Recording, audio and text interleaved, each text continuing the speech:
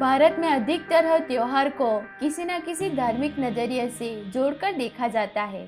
यहाँ हर त्योहारों की एक धार्मिक कहानी होती है और कहीं ना कहीं यही वजह है कि भारत में आज भी प्राचीन त्योहारों को उमंग के साथ मनाए जाने का रिवाज जारी है।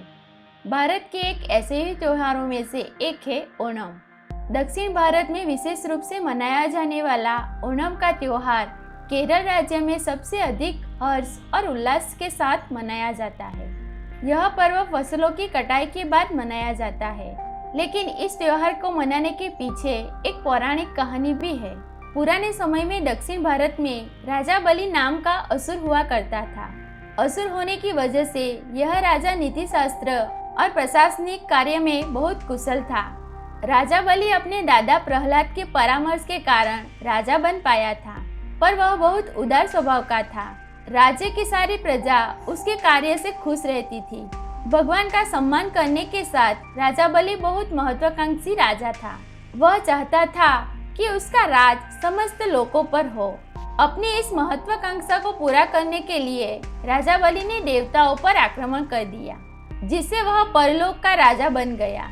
इसी तरह वह ब्रह्मांड के दूसरे लोक यानी पृथ्वी और पाताल में भी अपना अधिकार कर लिया। तीनों लोकों पर कब्जा करने के बाद उसने अश्वमेध यज्ञ करना शुरू किया, ताकि वह ब्रह्मांड का हर एक कोना अपने अधिकार में ले सके।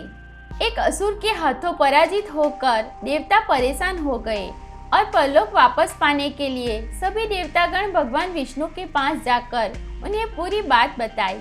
देवताओं की यह प्रार्थना सुनकर भगवान देवताओं की सहायता करने के लिए तैयार हो गए और एक वामन का अवतार धारण करके राजा बलि के पास गए।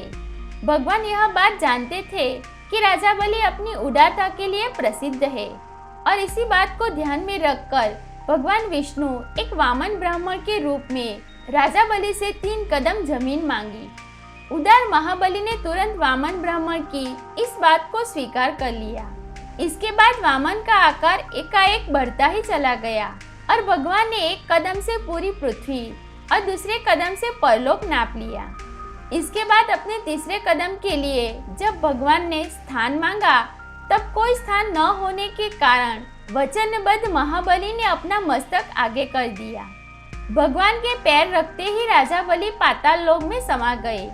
भगवान विष्णु राजा बलि की इस धर्मनिष्ठा से प्रसन्न होकर उससे एक वरदान मांगने की बात कही।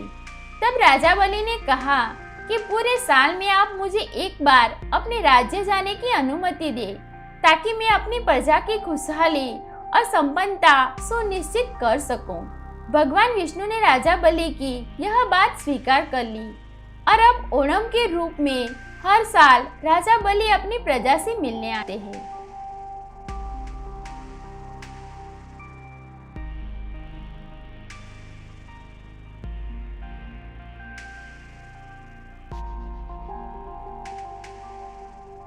दोस्तों, वीडियो अच्छी लगी तो लाइक करें और हमारे चैनल को सब्सक्राइब करें।